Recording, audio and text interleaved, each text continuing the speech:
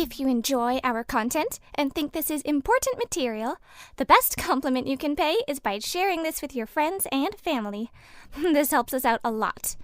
Also, if you enjoyed today's program, please like, comment, share, and subscribe to this podcast. We would love to hear from you.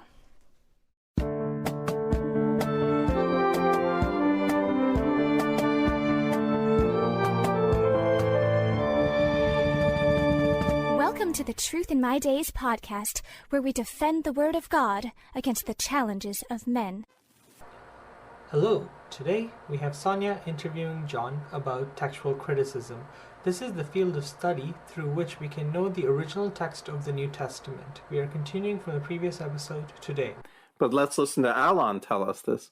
He writes, "It is impossible to speak of mixed texts before recensions have been made." What's a recension again? That's the edition where the editor works to create the archetype of the Byzantine text, the archetype of the Alexandrian, and so on. None of them are thought to go back all the way to the original. They were recensions or editions prepared at some point subsequent to the original creation. So he says, it is impossible to speak of mixed texts before recensions have been made. They can only follow them. Whereas the New Testament manuscripts of the 2nd and 3rd centuries, which have a mixed text, clearly existed before recensions were made. The simple fact that all these papyri with their various distinctive characteristics did exist side by side in the same ecclesiastical province is the best argument against the existence of any text types, including the Alexandrian and the Byzantine. We still live in the world of Westcott and Hort with our conception of different recensions and text types. We can no longer take their conception as valid. And that's what Alon said. And Alon is, as I said, he was probably the world's greatest expert of the 20th century on this. What does that mean? What's the significance of that? It means that this whole concept of text types that was such a linchpin in textual critical theory is invalid. So no genealogical tree or whatever. Well, you could still make a genealogical tree in theory if you could find enough manuscripts, but all you would have is all these different streams all leading back to the original.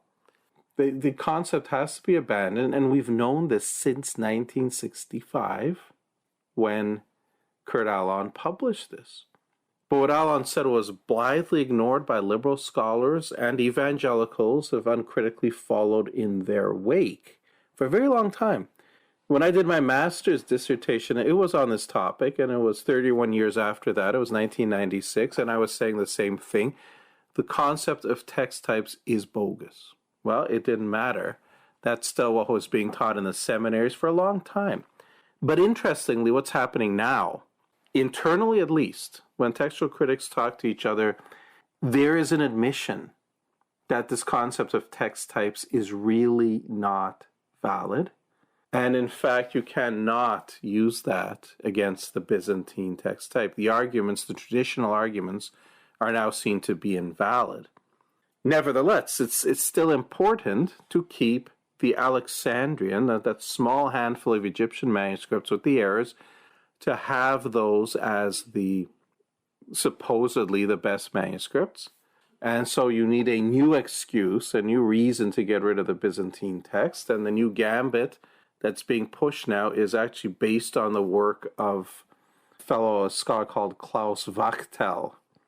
In the Byzantine text of the Gospels recension or process, he says this, because he's gotten rid of the idea of recensions, he has to.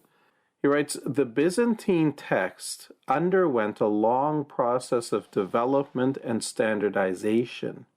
Standardization means editorial activity, and in fact, a text form so similar to the late majority text as represented by Codex Alexandrinus, which comes from about the year 400, cannot have emerged from a linear copying process without conscious editing. It is indeed likely that the text in Codex Alexandrinus is the result of editorial activity, which may have been carried out in one or more likely several steps. The Byzantine text is found in the majority of Greek manuscripts from the 13th to the 15th century as the result of a process advanced by editorial activity.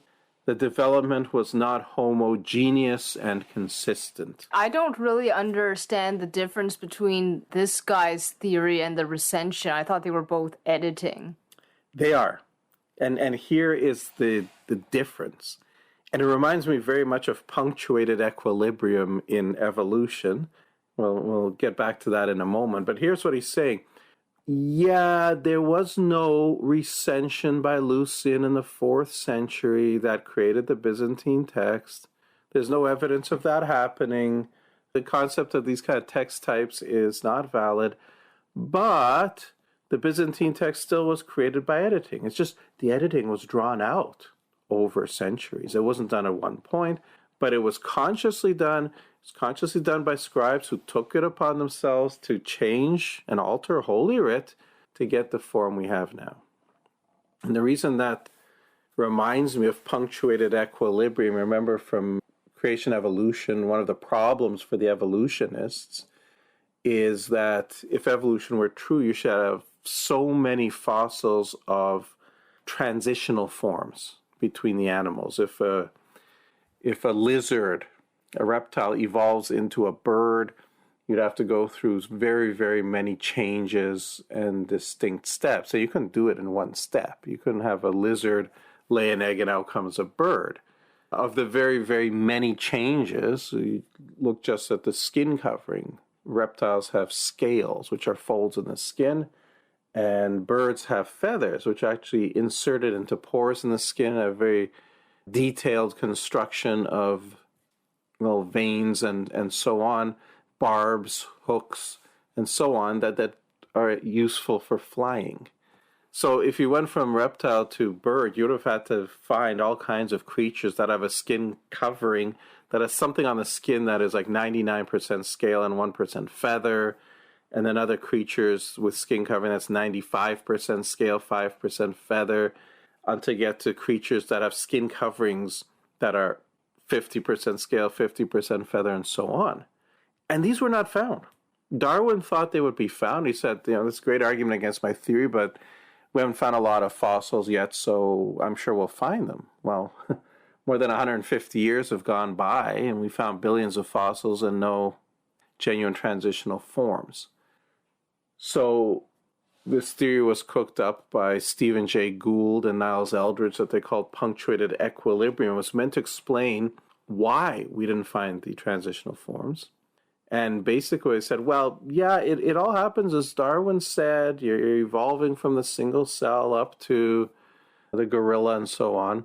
But it didn't happen in the smooth procedure, the smooth process that Darwin thought.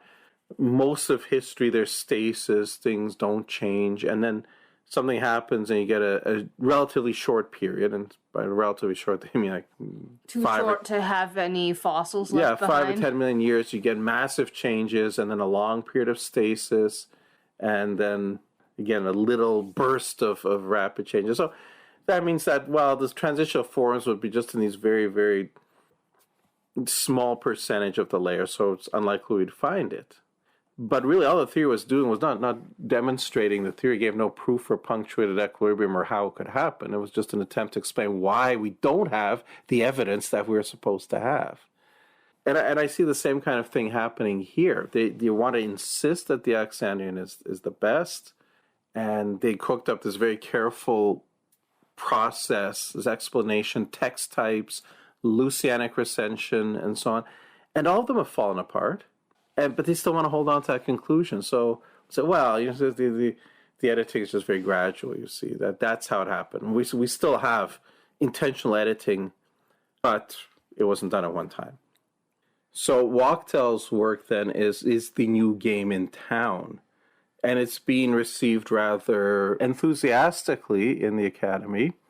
According to Peter Gurry, who is assistant professor of New Testament at Phoenix Seminary, first says this: I know of no text critic today who would argue that the Byzantine text, as we find it promulgated in the minuscules, is the result of a concerted 4th century recension.